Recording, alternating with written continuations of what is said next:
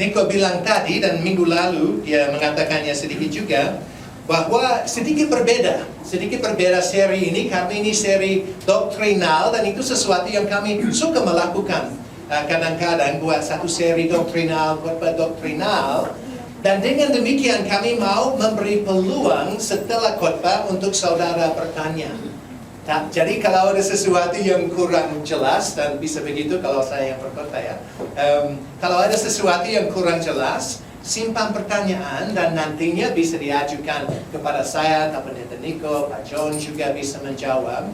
Jadi ya, jangan berpikir harus diam saja. Begitu. Oke, mari kita buka Alkitab sekali lagi dalam Yohanes pasal 1 ayat 1. Dan judulnya sekali lagi firman ilahi. Firman ilahi. Pada mulanya sudah ada firman. Firman itu bersama dengan Allah, dan firman itu adalah Allah. Nah, minggu lalu kita menggali sedikit arti dari dua klausa pertama ini. Pada mulanya sudah ada firman. Kristus kekal. Tidak ada waktu di mana dia tidak ada. Lalu kita melihat juga bahwa dia anggota Tritunggal.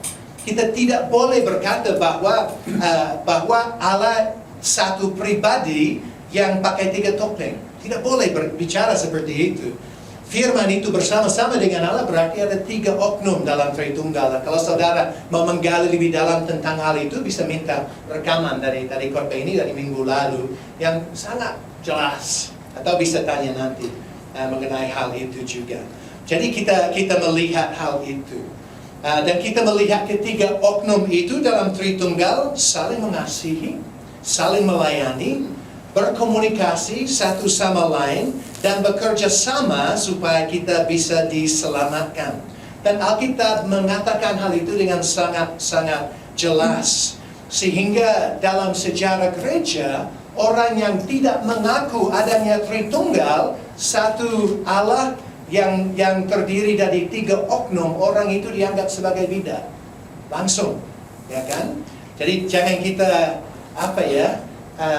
menyeleweng dari pemahaman sejarah gereja itu. Sangat penting dan sangat jelas dalam firman Tuhan. Minggu ini kita akan melihat dan mulai menggali arti dari klausa yang berikut. Coba, ini gayanya ya yang menentukan. Atau saya pura-pura dan Sam yang tekan. Jadi kita akan melihat klausa yang ketiga, firman itu adalah Allah. Firman itu adalah Allah. Dan sekali lagi, kita hanya akan membicarakan apa yang sangat jelas dalam Alkitab. Memang pengakuan iman sangat baik, dan dipakai Tuhan dalam sejarah gereja untuk mengamankan gerejanya, tetapi itu bukan sumber kepercayaan kita. Itu sebenarnya kesimpulan dari ajaran Alkitabiah. Kita selalu harus kembali ke firman Tuhan dan melihat apa yang dikatakan di situ, kembali kepada saksi-saksi mata asli. Nah, saya ingat satu waktu di Selandia Baru, saya diminta menjadi penatua di satu gereja, tapi sedang ada masalah di gereja itu, dan mereka harap saya akan datang dan menenangkan sedikit masalah yang muncul. Dan masalah yang muncul adalah pendeta lama sudah keluar dengan hati tidak senang, dan pendeta muda masuk dan ada banyak keluhan bahwa ada sesuatu yang buruk yang terjadi. Dan saya masuk di situ dan melihat sudah ada banyak gosip, banyak orang cerita kiri kanannya, bicarakan hal, sehingga ada orang yang bicara seolah-olah mereka sangat tahu mengenai situasi itu. Padahal ketika saya bicara dengan mereka, ternyata mereka belum bicara dengan saksi mata. Jadi tugas pertama saya waktu masuk di sana adalah jangan mendengar dari orang yang bukan saksi mata. Masuk dan mendengar, mencari saksi mata, baik yang pro maupun yang kontra, dengar apa yang mereka katakan supaya saya memahami dengan jelas. Dan ternyata salah satu pihak sangat membesarkan dan putar balikan kisah itu. Karena saya bicara baik dengan temannya maupun dengan lawannya, dan menjadi sangat jelas apa yang benar kalau kita mendengar saksi mata. Nah, kita lihat minggu lalu bahwa banyak orang bicara seolah-olah mereka sangat tahu apa yang dikatakan di firman Tuhan. Nah, firman itu Allah Tritunggal seperti ini, dia bukan Tritunggal, dia seperti saya katakan minggu lalu. Mereka bilang dia satu pribadi dan pakai 3 topeng seperti itu. Padahal itu sangat bertolak belakang dengan firman Tuhan. Dan orang itu bisa kedengaran seperti dia tahu, bisa kedengaran seperti dia pandai, bisa kedengaran seolah-olah itu Alkitabiah. Tapi kalau kita kembali ke kata-kata asli, saksi-saksi mata, ternyata tidak bisa. Kita tidak bisa percaya seperti itu. Jadi ini sangat penting. Pikiran orang entah yang paling pandai kedengarannya sama sekali tidak berguna kalau tidak sesuai dengan firman Tuhan. Dan dalam hal ini kita harus pegang kepada firman Tuhan, bukan kepada kepandaian orang. Dan saya harap bahwa kita akan menikmati waktu ini. Jangan dulu jadi bosan ya dengan ini. Karena kalau kita mengasihi orang, kita mau makin mengenal, makin tahu tentang dia. Jadi saya harap kita akan dengan proses ini menjadi makin tahu tentang Kristus. Dan dengan demikian makin mengasihi dia, makin menyembah dia. Nah, seperti itu. Oke. Nah, sama seperti kita lihat minggu lalu, kata adalah kalau dipakai dalam bagian ini bersifat terus-menerus di masa lampau, di mana kita melihat bahwa Kristus sudah dan terus ada sebelum dunia dijadikan. Dia sudah dan terus ada bersama Allah Bapa dan Allah Roh. Nah, kita melihat minggu ini, dia sudah dan terus adalah Allah. Dari dulu, sudah dan terus adalah Allah. Dan ini menarik ya, kalau kita pikirkan hal ini, kita bicara sedikit mengenai beberapa ajaran sesat minggu lalu. Kita sedikit bicara mengenai saksi Yehova, dan mereka percaya bahwa Kristus bukan Allah, melainkan bahwa dia malaikat Mikael yang dimuliakan oleh Allah, yang dibuat sebuah Allah dan suatu Allah. Dan satu cara mereka mendukung pandangan itu adalah salah terjemahkan Alkitab, putar balikan terjemahan Alkitab. Dan satu tempat di mana mereka melakukan hal itu adalah di Yohanes pasal 1 ayat 1. Saya bisa tunjukkan, dan hati-hati sekali dengan orang yang bilang, bagaimana kalau kita belajar Alkitab bersama? Harus bertanya, kamu siapa? Lihat versi Alkitab yang mereka pakai, karena ini kelihatan mirip ya. Pada mulanya firman itu ada, sama. Dan firman itu bersama Allah, sama. Dan firman itu adalah suatu Allah. Oh, ya kan? Kalau kita mau satu klausa. Jadi firman pada mulanya firman adalah firman. Firman itu bersama-sama dengan Allah, dengan itu Allah itu firman. Jadi itu ditekankan sehingga lebih baik ada tanda seru di situ. Sangat ditekankan bahwa firman itu adalah Allah sendiri, ya kan? Jadi ini lihat yang ini, Yesus disebut Allah. Dan kalau kita memikirkan hal itu, kadang-kadang dalam generasi kita menyebut orang seperti Allah. Kami dalam bahasa Inggris tahun 60-an, ada yang tahu orang pemain gitar Eric Clapton? Ada tulisan di dinding ya, Pak Martinus tahu, orang muda tidak tahu. Tapi kami orang yang lebih tua tahu Eric Clapton. Ada tulisan di satu dinding, yang Tuhan dorong atau Roh Kudus dorong untuk menulis perjanjian baru. Kalau mereka menyebut Yesus sebagai Allah, itu tidak kebetulan. Itu dengan sengaja mereka menulis bahwa Yesus adalah Allah di situ. Yesus disebut Allah karena Yesus adalah Allah. Dan dia sangat membuktikan itu kepada para saksi mata pada waktu itu. Tidak ada salah paham. Dan hal itu diakui di dalam gereja sejak gereja lahir, bahwa Kristus adalah Allah. Selain dari Yohanes 1 ayat 1, ada beberapa yang bicara mengenai hal ini. Kita melihat dalam perjanjian lama minggu lalu, dari Yesaya 9 ayat 5, perhatikan dengan saksama bahasa di sini. Ini bicara mengenai satu orang anak, ya. Sebab seorang anak telah lahir untuk kita, seorang putra telah diberikan untuk kita, lambang pemerintahan ada di atas bahunya, dan namanya disebut orang penasihat. Ajaib dia Allah. Allah yang perkasa, Bapa yang kekal, Raja damai, disebut dengan sangat jelas dia Allah. Di perjanjian lama itu, dan itu mengenai seorang anak yang akan lahir. Itu bicara mengenai Kristus. Kalau kita melihat ada beberapa dalam Yohanes, coba perhatikan ini. Tidak seorang pun yang pernah melihat Allah, tetapi anak tunggal Allah, atau itu boleh diterjemahkan Allah satu-satunya yang pernah lahir. Di situ, yang di pangkuan Bapa, dialah yang menyatakannya. Dan kita pikir, dia menjadi semacam cermin ya, untuk Allah. Tapi nanti dalam pasal 14 kita akan melihat minggu depan bahwa Kristus berkata kepada salah satu dari muridnya, kalau kamu sudah melihat aku, kamu sudah melihat Bapa. Ya kan? Jadi dengan demikian, dia Allah. Dia Allah. Coba kita pikirkan Yohanes 20. Ayat 27 sampai 29. Kemudian ia berkata, coba. Ini kadang-kadang ada orang yang mudah diyakinkan. Apakah Thomas orang yang mudah diyakinkan? Langsung percaya bahwa Kristus bangkit? Nah, dia skeptis. Dia orang yang skeptis. Tapi coba lihat apa yang dia katakan. Kemudian ia berkata kepada Thomas, taruhlah jarimu di sini dan lihatlah tanganku.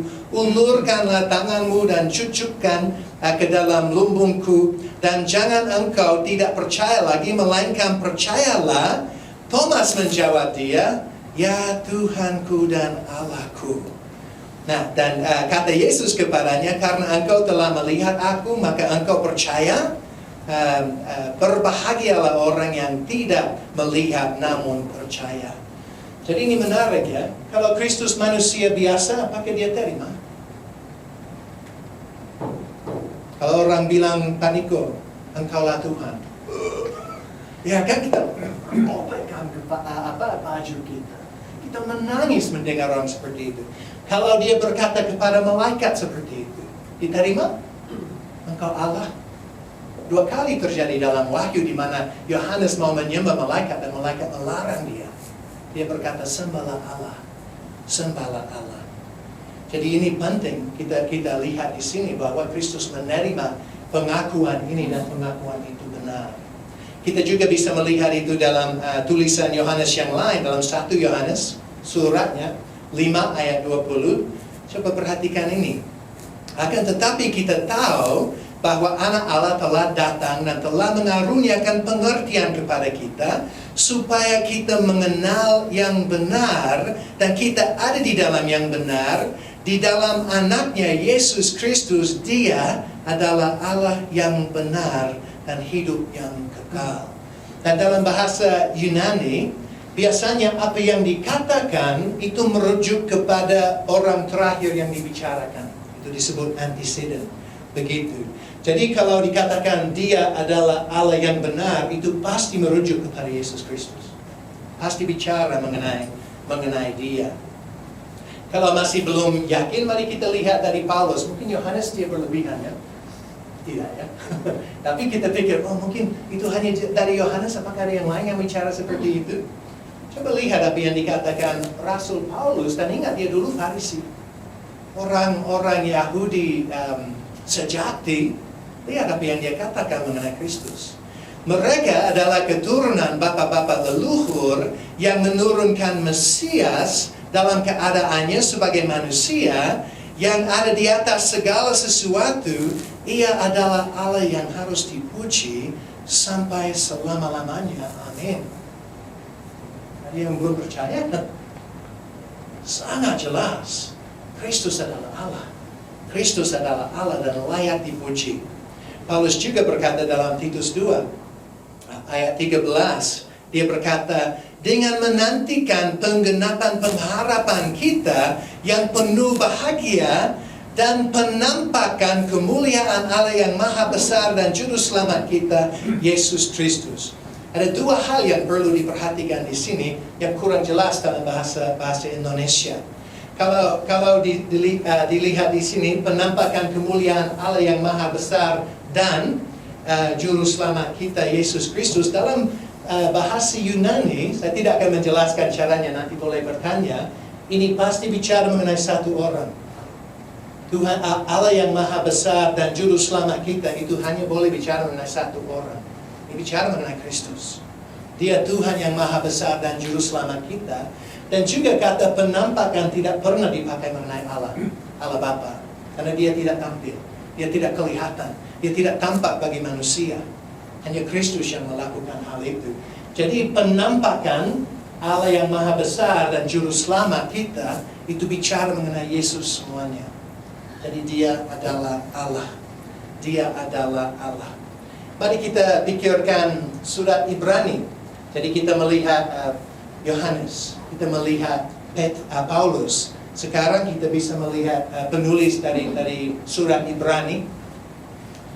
Oke? Nah, coba perhatikan bahasanya. Tetapi tentang anak, bicara mengenai Kristus ya.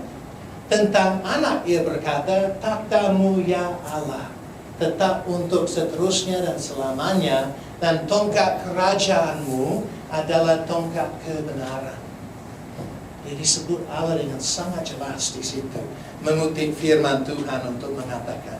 Jadi sudah ada Yohanes, sudah ada Paulus, sudah ada penulis Ibrani, sekarang ada Petrus yang mengakui hal yang sama, sangat mirip dengan Titus tadi. Dari Simon Petrus, hamba dan Rasul Yesus Kristus, kepada mereka yang bersama-sama dengan kami memperoleh iman oleh karena keadilan Allah dan Juru Selamat kita Yesus Kristus. Ini sekali lagi dalam bahasa Yunani bicara mengenai satu orang. Jadi ini Allah dan Juru Selamat kita itu satu orang, Yesus Kristus, bukan dua. Bukan dua. Dan itu bukan hanya masalah bahasa Indonesia, ya. Itu sulit juga dalam bahasa Inggris. Tapi dalam bahasa Yunani itu sangat jelas bicara mengenai Kristus saja. Kristus saja. Jadi coba kita pikirkan hal itu. Baik Nabi yang paling terkenal dalam Perjanjian Baru, Yesaya, maupun ketiga Rasul yang paling menonjol dalam Perjanjian Baru, Yohanes, Paulus, Petrus, maupun penulis surat Ibrani, semua mengaku dengan bulat hati bahwa Yesus adalah Allah. Yesus adalah Allah. Wah, percayakah? Percayakah hal itu? Dia adalah Allah. Minggu lalu kita lihat juga Yesus disebut sebagai anak Allah. Dan dia secara kekal ada sebagai anak Allah. Allah mengutus anaknya ke dunia ini untuk menjadi juru selamat kita. Berarti dia sudah anak dan diutus dalam keadaannya sebagai anak datang ke dunia ini. Dan kita lihat minggu lalu bahwa itu selalu bicara mengenai kealahan. Kalau bicara soal anak itu dalam Perjanjian Baru atau Perjanjian Lama juga. Jadi kita lihat bahwa dia disebut anak Allah 35 kali dalam Perjanjian Baru, dan dia menyebut Allah sebagai Bapakku, Bapanya 46 kali, dan dengan demikian dia sengaja menyamakan diri dengan Allah. Dan di dalam kutipan yang kita lihat dari John MacArthur minggu lalu, kita melihat kutipan ini. Coba kita perhatikan pemahaman orang Yahudi tentang soal anak ini, di mana kita rasa sebutan anak berarti dia lebih kecil, dia tunduk kepada bapaknya. Tapi coba lihat tanggapan orang Yahudi, dikatakan di situ. Tetapi ia berkata kepada mereka, Bapakku bekerja sampai sekarang, maka aku pun bekerja juga. Sebab itu orang-orang Yahudi lebih berusaha lagi untuk membunuhnya, bukan saja karena ia meniadakan hari Sabat, tetapi juga karena dia mengatakan bahwa Allah adalah Bapanya sendiri, dan dengan demikian menyamakan dirinya dengan Allah. Jadi kita bisa melihat bahwa apabila Kristus menyebut dirinya anak Allah, dia sengaja menyamakan diri dengan Allah, dan dia tahu pemahaman mereka. Kita bisa lihat yang lain. Kita hanya melihat secara singkat poin ini karena sudah bicarakan minggu lalu. Coba perhatikan bahasa ini. Ini dari Yohanes 10 ayat 33, lalu lompat ke 36. Jawab orang-orang Yahudi itu, bukan karena suatu pekerjaan baik maka kami mau melempari engkau, melainkan karena engkau menghujat Allah dan karena engkau sekalipun hanya seorang manusia saja menyamakan dirimu dengan Allah. Lalu di ayat 36, kata Yesus, masihkah kamu berkata kepada dia yang dikuduskan oleh Bapa dan yang telah diutusnya ke dalam dunia, engkau menghujat Allah karena aku telah berkata aku anak Allah.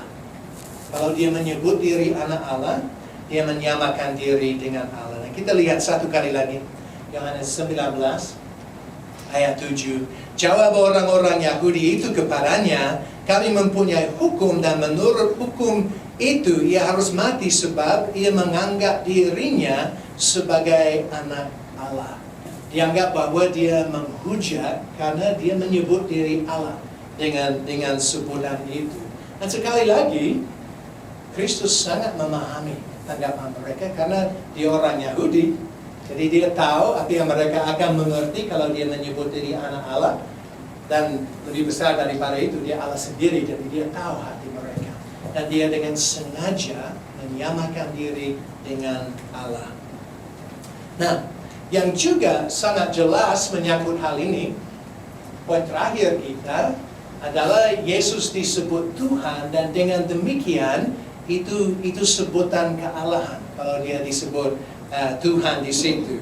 Yang kadang-kadang membingungkan adalah kata Kyrios atau Kurios itu kadang-kadang punya arti Tuhan, bos.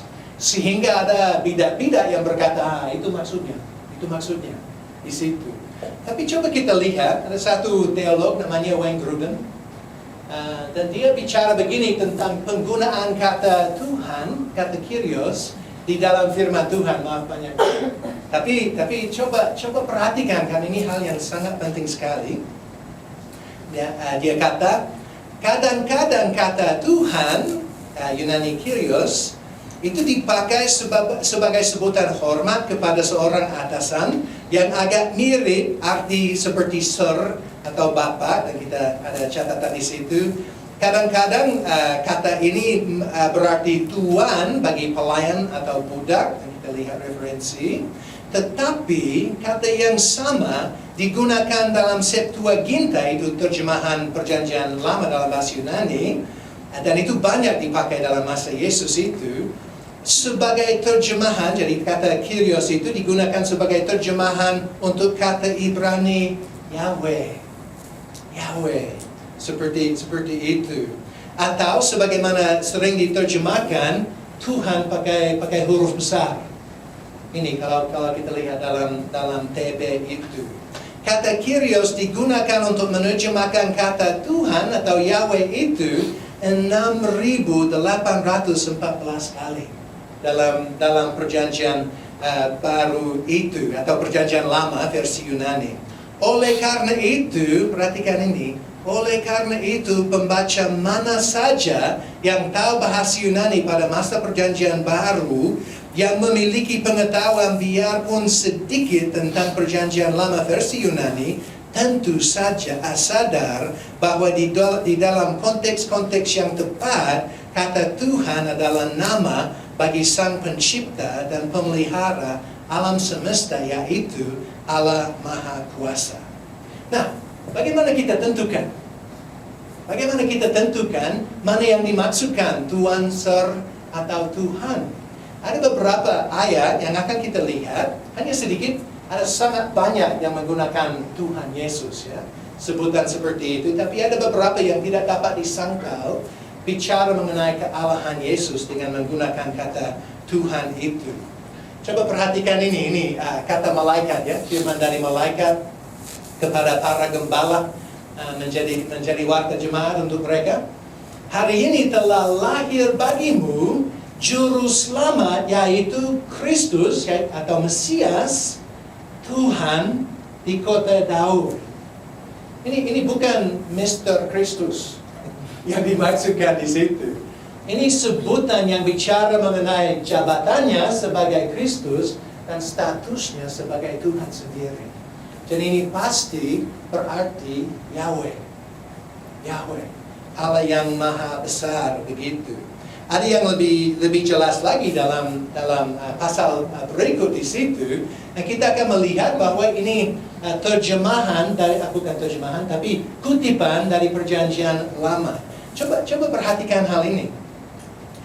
Seperti ada tertulis dalam kitab nubuat Yesaya, ada suara yang berseru-seru di padang gurun, persiapkanlah jalan untuk Tuhan, luruskanlah jalan baginya. Nah, kalau kita melihat kutipan ini dikutip dari Yesaya 40 ayat 3, di sini Yohanes Pembaptis dia siapkan jalan untuk siapa? Dia siapkan jalan untuk, apakah Allah Bapa datang ke dunia? Dia siapkan jalan untuk Yesus. Pelayanan Yohanes Pembaptis adalah untuk mempersiapkan jalan supaya Mesias bisa datang melayani. Dan dia disebut Tuhan. Nah, dan kita lihatnya dalam huruf besar di situ. Tapi coba lihat di sini ayat yang dia kutip. Ada suara yang berseru-seru, persiapkanlah di padang gurun jalan untuk Yahweh. Bisa lihat semua huruf besar? Luruskanlah di padang belantara jalan raya bagi Allah kita. Ketika Yesus datang, sangat jelas pemahaman di situ bahwa dia adalah Yahweh dan dia adalah Allah kita. Allah kita. Jadi ini penting. Kalau menggunakan kata Tuhan dalam Perjanjian Baru mengenai Yesus, maksudnya adalah Yahweh. Maksudnya adalah Yahweh. Kita bisa melihat hal ini juga di dalam Roma pasal 10. Roma pasal 10. Dan bisa melihat itu kutipan juga di situ. Coba perhatikan bahasa yang dipakai di situ. Sebab jika kamu mengaku dengan mulutmu bahwa Yesus adalah Tuhan, dan percaya dalam hatimu bahwa Allah telah membangkitkan dia dari antara orang mati, maka kamu akan diselamatkan. Nah, kita baca terus, apa maksudnya Tuhan itu? Sebab barang siapa berseru kepada nama Tuhan akan diselamatkan. Nah, bagian terakhir itu kutipan. Kutipan dari Yoel 2 ayat 32. Nah, kita bisa lihat di situ bahwa Tuhan di situ Yahweh. Yahweh. Dan barang siapa yang berseru kepada nama Yahweh akan diselamatkan. Siapa Yahweh di bagian ini? Mengakui bahwa Yesus adalah Allah sendiri. Allah pencipta. Allah yang menegakkan perjanjian. Itu harus diakui. Itu sebabnya kita tidak percaya bahwa saksi Yehova selamat. Karena mereka tidak siap untuk mengakui bahwa Yesus adalah Allah. Ya kan? Jadi kalau kita mengakui bahwa Yesus adalah Yahweh dan percaya bahwa Allah telah membangkitkan dia dari antara orang mati, kita diselamatkan. Tapi kalau tidak, ya kan, itu tidak menghormati Kristus. Kalau kita seperti itu, dan kita akan melihat hal itu dengan lebih dalam minggu depan. Dan kita lihat juga dalam khotbahnya di hari Pentakosta, Petrus juga mengutip bagian ini dan merujuk kepada Yesus juga di situ. Jadi ini hal-hal yang sangat penting. Jadi itu menyangkut kutipan-kutipan dari Perjanjian Lama yang bicara mengenai Yahweh yang merujuk kepada Yesus sebagai Tuhan. Coba kita pikirkan bagian ini. Kita pikirkan bagian ini dari Filipi 2. Kita semua tahu bagian ini ya. Itulah sebabnya setelah Kristus merendahkan diri, mati di kayu salib, begitu, lalu bangkit dari antara orang mati. Itulah sebabnya Allah sangat meninggikan dia dan mengaruniakan kepadanya nama di atas segala nama, supaya dalam nama Yesus bertekuk lutut segala yang ada di langit dan yang ada di atas bumi dan yang ada di bawah bumi, dan segala lidah mengaku Yesus Kristus itu nama di atas segala nama. Apa? Yesus Kristus adalah Tuhan. Yahweh, bukan Sir, ya kan? Bukan Mister. Yahweh.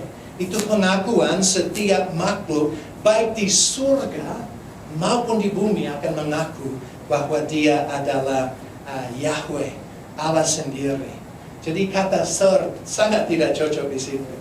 Nah, ada salah paham tentang hal ini, seolah-olah ini kedudukan baru yang tidak ada pada Kristus sebelumnya, di mana dia disebut sebagai Tuhan. Tapi ingat, kita lihat minggu lalu bahwa Kristus sudah menikmati kemuliaan bersama dengan Allah sebelum segala abad. Begitu. Oleh sebab itu, ya Bapa, permuliakanlah aku padamu sendiri dengan kemuliaan yang kumiliki di hadiratmu sebelum dunia yang ada. Apakah Kristus mau kemuliaan baru? Dia tidak minta Allah menjadikan dia Tuhan. Dia sudah Tuhan. Dia sudah Allah sebelum dunia dijadikan, dan dia kembali kepada status itu. Tapi ada perubahan satu. Kalau menyangkut apa yang kita lihat dalam Filipi 2 itu. Dalam Filipi 2, dia turun merendahkan diri dulu. Ya kan? Merendahkan diri, mengambil rupa manusia. Bahkan taat sampai mati di kayu salib untuk kita. Dan dengan demikian dia menyembunyikan keilahian di dalam tubuh manusia. Itu yang dia lakukan. Lalu setelah dia bangkit dan naik, Tuhan mau supaya dia diakui. Sebelumnya siapa yang tahu mengenai anak? Kecuali Allah Bapa dan Allah Roh Kudus. Tetapi sekarang semua orang tahu nama Yesus. Semua orang akan berlutut di hadapannya dan mengaku bahwa dia sebenarnya Yahweh. Ya kan? Jadi dia turun dan dia naik lagi. Kemuliaan yang dia nikmati adalah kemuliaan yang sama, tetapi sekarang dia diakui. Dia diakui, dikenal sebagai Yahweh oleh setiap makhluk. Dan Alec Motyer, dia satu ahli firman Tuhan yang sangat baik. Dia berkata, Allah yang mulia sedang mengungkapkan nilai yang dia kenakan kepada anaknya. Dia harus ditinggikan, menjadi lebih tinggi daripada semuanya, karena bagi Allah dia adalah yang paling tinggi.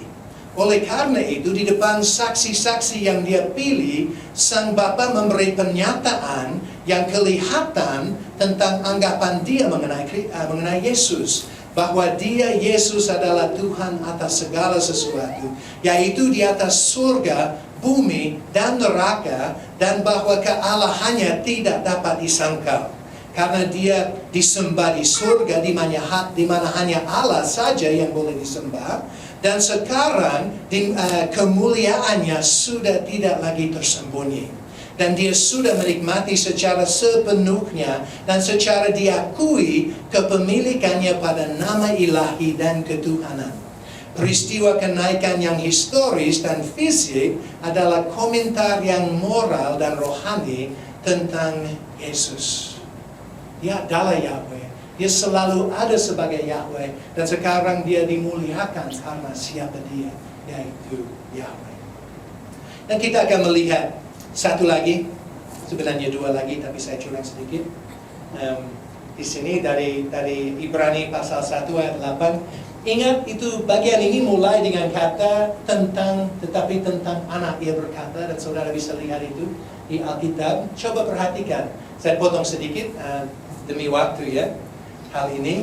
Tetapi tentang anak ia berkata, lalu kita melihat kata penghubung dan. Jadi itu pasti merujuk ke atas. Bicara seperti itu. Tentang anak ia berkata, dan pada mulanya ya Tuhan, Engkau telah meletakkan dasar bumi dan langit adalah buatan tanganmu. Semuanya itu akan binasa, tetapi Engkau tetap ada. Dan semuanya itu akan menjadi usang seperti pakaian, seperti jubah, yang akan Engkau gulungkan mereka. Dan seperti persalinan mereka akan diubah. Tetapi Engkau tetap sama dan tahun-tahunmu tidak berkesudahan. Yesus adalah Yahweh. Yesus adalah Yahweh. Sangat jelas. Dan memang dia tidak salah bicara di situ, karena dia baru berkata hal ini. Yesus adalah cahaya kemuliaan Allah dan gambar wujud Allah dan menopang segala yang ada dengan firman-Nya yang penuh kekuasaan. Firman siapa? Firman Kristus sendiri. Dan setelah ia selesai mengadakan penyucian dosa, ia duduk di sebelah kanan yang maha besar di tempat yang tinggi. Jadi kalau penulis perjanjian baru menggunakan kata Tuhan tentang Yesus, maksudnya Yahweh. Maksudnya dia Allah pencipta, Allah yang maha kuasa. Jadi itu sebabnya pengakuan iman yang paling awal dalam sejarah gereja adalah Yesus Kristus adalah Tuhan. Yesus Kristus adalah Tuhan. Jadi itu tercermin dalam pengakuan iman yang sangat baik. Tetapi itu karena bersumber dalam firman Tuhan yang jelas sekali tentang dirinya Kristus, siapa dia. Jadi jangan meragukan kealahan Yesus. Jangan disesatkan oleh orang yang mau lemparkan umpan tapi ada mata pancing di dalamnya. Belajarlah tentang dia, dan saudara akan aman. Nah, satu hal yang saya mau sebut untuk menutup, jadi kalau ada pertanyaan harus siapkan sekarang, adalah jangan kita hanya memahami hal-hal ini sebagai hal yang penting kita tahu. Sebagai semacam doktrin yang saya simpan di arsip. Ya kan di sini, oke, aman ya, saya tahu itu. Kalau Kristus adalah Allah pencipta, dia menciptakan kamu. Coba pikirkan hal ini. Saya orang yang kadang-kadang marah dengan keterbatasan saya. Di mana saya tidak ada karunia atau tidak ada kemampuan dalam hal ini atau itu. Memang pantas kalau kita kecewa dengan dosa kita. Tapi kadang-kadang kecewa dengan diri sendiri. Kalau saudara seperti itu, siapa yang menciptakan kamu di dalam rahim ibumu?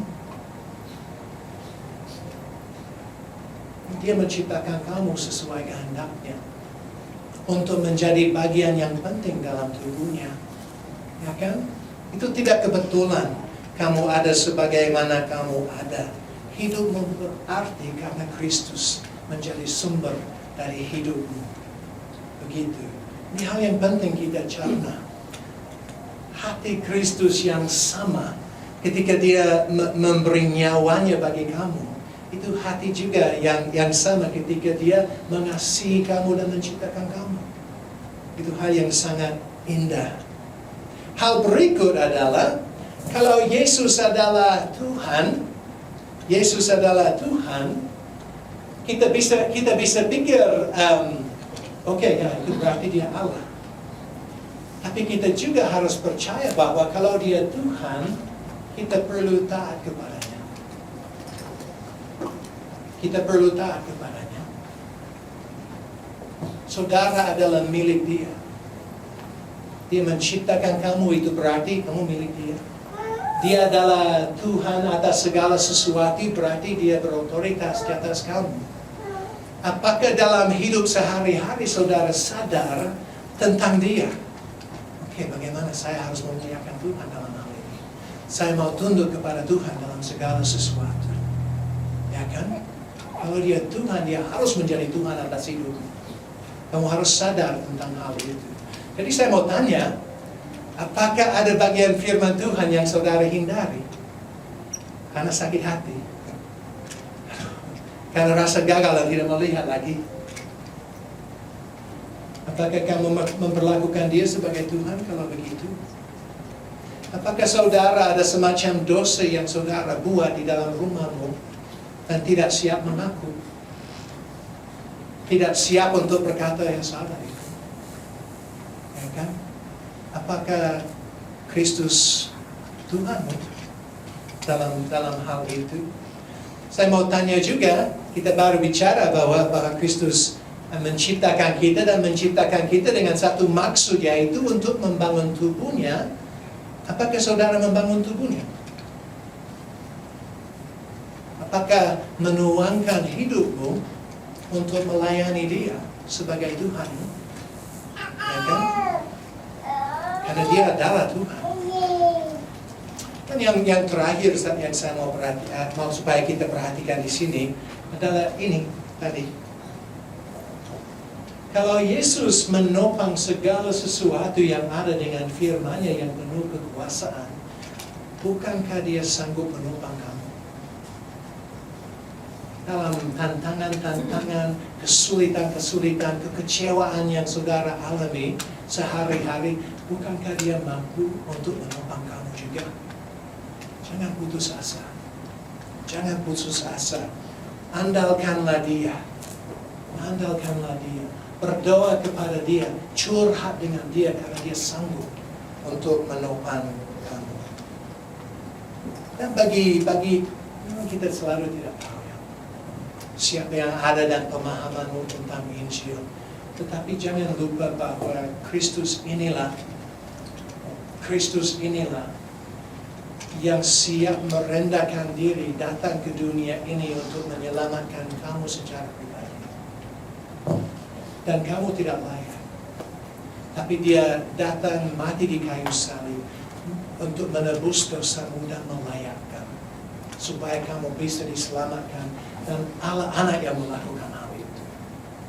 Jadi kalau kamu belum secara pribadi percaya kepada Dia, percayalah kepada Dia. Percayalah kepada Dia. Karena Dia layak diterima, layak disembah, layak untuk kita tunduk kepada-Nya. Oke. Mungkin ada waktu untuk pertanyaan. Saya tidak tahu mau berdoa dulu atau bertanya dulu. Kita bertanya dulu lalu berdoa ya.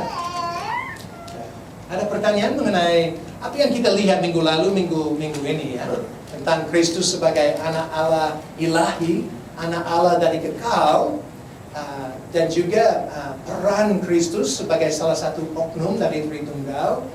Dan minggu ini kita melihat setengah dari bahan yang bicara mengenai ketuhanannya, kealahannya. Oke, ada pertanyaan tentang hal itu?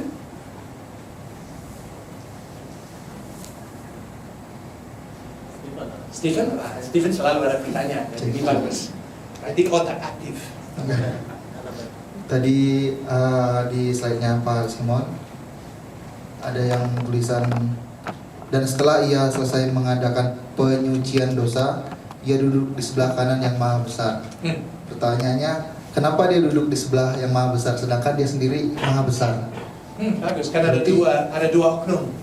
Jadi maha besar digunakan sebagai pelembut untuk nama Allah sendiri. Jadi dia disebut yang maha besar, tidak berarti Kristus tidak maha besar. Hanya itu daripada dia berkata dia duduk di sebelah kanan Allah Bapa. Dia bilang, dikatakan dia duduk di sebelah kanan yang maha besar, maksudnya dia duduk di sebelah kanan Allah Bapa. Jadi itu satu kayak sebutan yang dipakai mengenai Bapaknya. Mengerti maksudnya? Berarti ada dua wujud. Dua oknum, dua pribadi. Nah, kita lihat minggu lalu. Ini harus datang setiap minggu, nah, ini bagus. Jadi bisa dengar minggu lalu kita melihat hal ini. Jelas sekali dalam firman Tuhan ada 3 oknum. Itu kita harus mengakui sebelumnya bahwa kita itu tidak muat di otak manusia. Karena pengakuan yang sangat jelas dalam seluruh Alkitab adalah Allah itu esa. Allah esa. Tetapi kalau kita lihat juga dalam perjanjian lama, Allah menyebut diri kita. Mari kita menciptakan manusia menurut gambar dan rupa kita. Oke. Kata Elohim itu bersifat jamak, bukan bersifat tunggal. Kata Elohim. Jadi ada beberapa benih di situ. Kita melihat satu pribadi dalam perjanjian lama yang disebut malaikat Tuhan, begitu, yang bicara dengan suara Allah, dan kalau dia tampil orang berkata Yahweh sudah tampil, seperti itu. Dan dia bicara untuk Allah tetapi bedakan diri juga untuk Allah. Bisa lihat kalau bisa mendengar acara minggu lalu tentang hal itu. Lalu dalam perjanjian baru Kristus berdoa kepada Bapaknya. Dua oknum. Kalau Kristus memakai itu Allah adalah satu pribadi yang pakai 3 topeng. Kristus kalau dia berdoa kepada Bapaknya, maka dia berdoa kepada diri sendiri. Dan dikatakan juga dalam pasal 14 dari Yohanes, bahwa Kristus berkata kepada murid-muridnya, aku akan kembali kepada Bapakku, dan ketika saya kembali kepada Bapakku, saya akan mengutus seorang penolong yang lain, yaitu Roh kebenaran. Lain ya. Jadi kalau kita memakai falsafah bahwa Allah adalah satu pribadi yang pakai 3 topeng, berarti Kristus kembali kepada diri sendiri dan mengutus diri sendiri seperti itu dan akan kembali kepada dunia. Ini apa ya? Itu sebabnya kita lihat dalam perjanjian baru dan perjanjian lama, pengakuan bahwa walaupun Allah esa, dia terdiri dari 3 oknum.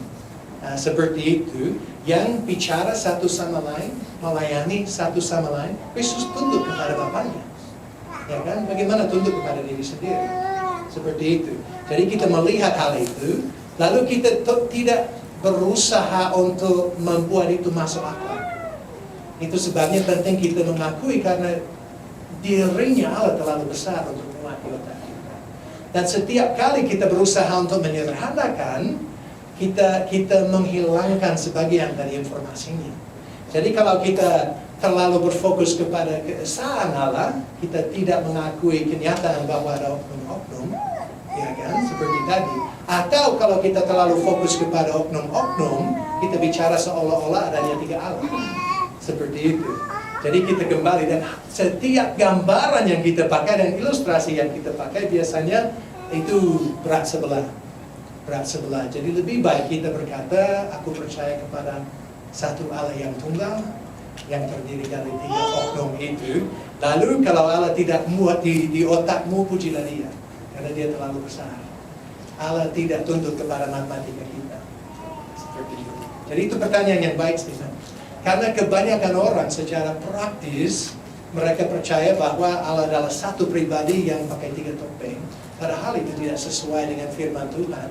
Dan sebenarnya tidak sesuai dengan pengakuan dari gereja semula yang diakui turun-temurun. Jadi ya begitulah. Tapi saya ikut merasakan bahwa itu sulit dipahami. Begitu. Tapi puji Tuhan kalau Allah terlalu besar untuk otak saya. Ya kan? Oke, ada pertanyaan lain? Itu pertanyaan yang baik. Asian ya, aduh ini yang sulit. Oh tapi Pak Ferdinand dulu. Ada ini. Bagus budayanya, perempuan dulu. Baik, terima kasih Bapak Pendeta Simon atas pemaparan firman Tuhan yang luar biasa. Sejujur saya sangat terberkati dengan firman-Nya. Tapi ada hal yang mengganjal pikiran saya yang membuat saya untuk ingin bertanya kepada Bapak Pendeta Simon.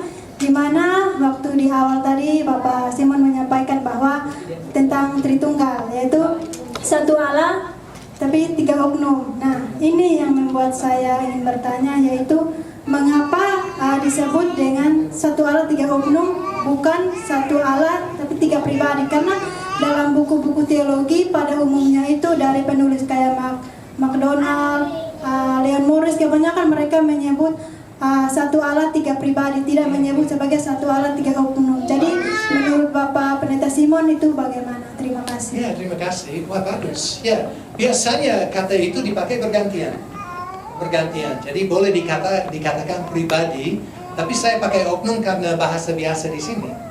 Seperti itu. Tapi maksudnya adalah kalau pribadi itu berarti oknum itu atau pribadi itu punya perasaan, punya akal budi, semuanya itu seperti yang kita lihat. Gitu. Jadi saya pakai kata-kata itu bergantian, tapi maksudnya adalah pribadi. Ya, terima kasih. Terima kasih Pak. Jadi kalau mendengar pribadi, jangan pikir itu beda dari oknum. Ya, seperti itu. Oknum apakah itu punya arti yang sama Pak Niko? Kalau oknum? Sama juga ya. Misalnya oknum aparat ini. Ya. Pada menunjukkan kepada memang pribadi juga. Ya. Tapi menunjukkan kepada misalnya oknum Allah Tritunggal, oknum Allah Anak. Ya. Misalnya oknum polisi, oknum. Ya. Menunjukkan kepada seseorang juga. Nah, bagus. Karena kalau kita pikir oknum, kita pikir pribadi, itu seringkali orang ragu-ragu mengenai Roh Kudus ya. Tapi Roh Kudus bisa tersinggung. Roh Kudus punya kehendak, ya kan? Seperti itu. Jadi memang jelas bahwa dia pribadi dia oknum seperti itu. Dan dikatakan dalam Kisah Para Rasul pasal 5 ketika Ananias dan Safira berbohong kepada Roh Kudus, dikatakan mereka berbohong kepada Allah. Jadi dilihat bahwa dia ilahi, tapi dia juga pribadi, begitu. Tapi dia tidak menonjolkan diri caranya. Oke, silakan Pak Martinus. Terima kasih Pak Simon. Kalau kita bicara tentang Tritunggal kan menarik nih Pak. Walaupun kita berusaha memahami, tetap aja tidak mampu memahami sebetulnya itu Tritunggal. Dan orang juga kadang memang menjelaskannya, menurut saya juga belum ada juga yang sempurna menjelaskan hal itu. Ya. Itu kadang menyulitkan bagi kami yang jemaat biasa nih Pak. Satu, saya minta penegasan saja sih Pak. Kalau zaman sekarang ini banyak kita lihat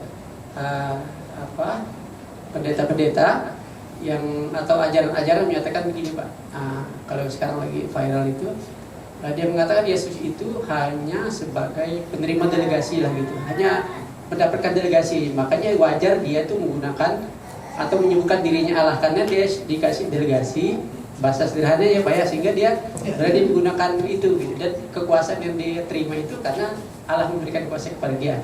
Dan itu kita tahu itu tidak benar dan salah ya. Itu memang salah. Betul. Ya. Nah, pertanyaan saya gini Pak, kalau pernyataan seperti itu, kan mereka nggak menganggap Yesus itu setara dengan Allah ya, atau Allah itu sendiri. Apakah mereka itu berhak memperoleh keselamatan itu? Apakah mereka itu sama dengan saksi Yehova? Itu yang pertama, saya minta penegasan Pak. Kalau tidak berarti tidak gitu Pak. Yang kedua terkait dengan yang poin ketiga nih Pak, Yesus disebut Tuhan. Kadang membingungkan nih Pak, terutama saya kalau baca kitab ini.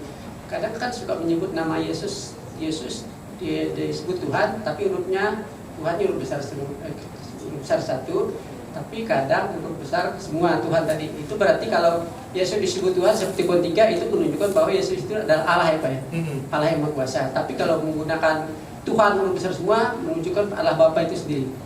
Tidak. Atau bagaimana? Tidak. Kalau pakai huruf besar semua merujuk kepada nama Yahweh. Dan nama Yahweh juga disebut mengenai Kristus. Persiapkanlah jalan untuk Yahweh, itu bisa persiapkanlah jalan untuk Kristus. Jadi karena dia Allah, dan pikir kalau kita satu esensi ya, satu hakikat, itu bicara mengenai Yahweh.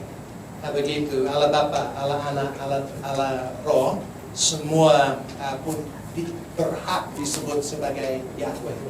Nah, seperti itu, dia salah satu Allah. Jadi kalau kita menyembah Allah Tritunggal, kita menyembah Allah Bapa, Allah Anak, dan Allah Roh Kudus. Dan mungkin kalau saya bisa komentar sedikit mengenai apa yang Bapak katakan, Kristus sebagai utusan itu hanya melihat satu sudut pandang dari apa yang dikatakan dalam Alkitab. Minggu lalu kami pakai gambaran mengenai orang buta yang coba menjelaskan apa artinya gajah. Dan itu semua mereka tutup mata dan mereka meraba gajah itu. Yang di depan dia ambil bagian itu dan dia bilang, oh dia seperti ular, ya kan? Lalu yang di samping dia meraba bagian sampingnya, oh dia seperti dinding, ya kan? Yang pegang kakinya bilang, oh dia seperti pohon, kayak itu. Dan saya rasa itu seperti itu, orang hanya melihat fakta bahwa Kristus diutus dan tunduk kepada Bapaknya. Mereka bilang, oh dia hanya semacam pelayan Allah yang diberi tugas seperti itu. Tapi itu tidak melihat dari sisi lain, di mana Kristus disamakan dengan Allah Bapa. Dan dia sudah menikmati kemuliaan bersama Allah sebelum segala abad. Jadi kalau kita melihat Allah, kita melihat dua hal. Fungsinya dalam Allah, dan fungsinya luar Allah. Ada kata Latin mengenai hal itu, tapi tidak usah ya. Tapi kalau di fungsi dalam Allah, dia adalah Allah yang maha besar, yang terdiri dari 3 oknum yang sama-sama adalah Allah. Tapi fungsi luar, di mana Allah berusaha untuk menyelamatkan kita melihat bahwa Allah merencanakan, Allah Bapa yang merencanakan, Yesus Kristus yang diutus menjadi manusia, mati di kayu salib, dan Roh Kudus berkarya baik di dalam hidup Kristus maupun dalam orang percaya untuk menyelamatkan dan membaharui kita. Dan dalam hal itu Kristus tunduk kepada Bapaknya, dan Roh Kudus tunduk kepada Bapaknya dan juga kepada Kristus. Tetapi kalau kita melihat fungsi dalam, mereka setara. Dan saya pikir ini cocok apa yang dikatakan Pak John 2 minggu lalu, ketika dia berkata, ini satu lambang ilustrasi yang sangat menolong untuk kita mengerti keluarga. Walaupun saya bukan lebih pandai daripada istri saya, tidak lebih baik daripada istri saya, tidak lebih saleh daripada istri saya, dia tunduk kepada saya dengan rela hati karena itu kehendak Allah untuk dia. Bukan karena saya baik, melainkan karena dia mau taat kepada Tuhan. Jadi ketundukan dalam perjanjian baru adalah hal yang mulia, hal yang sangat baik, bukan hal yang merendahkan. Dan kita melihat itu dari Tritunggal, di mana oknum-oknum tunduk satu sama lain, tapi tidak berarti lebih rendah. Dan kita akan melihat minggu depan bahwa Allah menghendaki supaya setiap orang menunjukkan hormat yang sama kepada Kristus dengan apa yang mereka tunjukkan kepada Bapa. Jadi itu ya, kita melihat hal itu. Jadi kadang-kadang salah paham di situ. Dan kadang-kadang orang diajar dengan salah, Pak Martinus. Dan saya tidak tahu apakah mereka benar-benar percaya Injil dulu, mungkin seperti itu. Tetapi bagian-bagian yang kita lihat tadi, kalau orang tidak mengakui bahwa Yesus adalah Tuhan dalam maksud dia ilahi, saya tidak percaya bahwa dia percaya. Karena gambaran itu keliru. Tidak berarti kita harus mengerti segala sesuatu tentang Yesus, tapi kita harus mengakui bahwa dia Allah, ya kan? Dan dia Allah sendiri datang dan mati di kayu salib untuk dosa kita. Kalau saya sangat menghormati Pak Niko, tapi kalau dia mati di kayu salib, dia hanya mati untuk dosanya sendiri. Kalau saya mati di kayu salib, saya hanya mati untuk dosa saya sendiri. Tidak mungkin saya bisa menebus dosa orang lain. Jadi kalau Kristus bukan Allah, dia tidak bisa menebus dosa kita. Kalau ada orang, misalnya ada orang yang misalnya Pak John sama sekali tidak ada dosa, dan dia mati untuk dosa saya, apakah dia juga bisa mati untuk dosa Pak Niko? Dosa Stephen? Bukan, karena nilai hidupnya hanya sebagai manusia. Walaupun dia manusia baik. Walaupun Pak Niko manusia baik, dia hanya manusia. Ya kan? Jadi kalau Kristus bukan Allah, kita tidak ditebus. Dia tidak, nilai hidupnya tidak cukup untuk menebus dosa.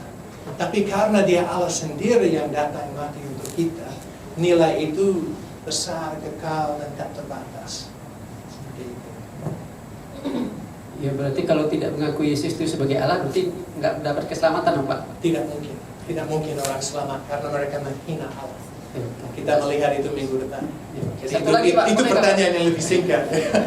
Oke, silakan Pak. Satu lagi Pak, tadi kan ada di Titus 2 ayat 13 Pak ya. Dengan menantikan penggenapan pengharapan kita yang penuh bahagia dan pernyataan kemuliaan Allah yang maha besar dan juru selamat kita Yesus Kristus. Kemudian di surat 2 Petrus pasal 1 ayat 1, dari Simon Petrus, hamba dan rasul Yesus Kristus, kepada mereka yang bersama-sama dengan kami memperoleh iman oleh karena keadilan Allah dan juru selamat kita Yesus Kristus. Ya. Pertanyaan saya gini, kenapa LA ini menggunakan kata dan, Pak? Kalau bahasa Indonesia kalau kita bacakan berarti keadilan Allah dan juru selamat kita Yesus Kristus, kan seolah dua hal yang berbeda. Padahal tadi menunjukkan Yesus bahwa Yesus itu adalah Allah. Kenapa tidak menggunakan misalnya yaitu misalnya gitu, Pak? Itu terjemahan yang lebih baik sebenarnya. Memang ada kata dan di situ dalam bahasa Yunani. Nah, ini sulit. Kalau kata kedua tidak pakai artikel begitu, itu berarti itu bicara mengenai satu orang. Tapi kalau ada dua artikel di situ, berarti ada, maaf ya, itu kata the dalam bahasa Inggris. The, seperti itu. Kalau dalam bahasa Yunani ada dua hal yang disebut, ada kata dan di tengahnya, dan yang kedua tidak pakai artikel itu, selalu berarti hanya ada satu yang dibicarakan, bukan dua.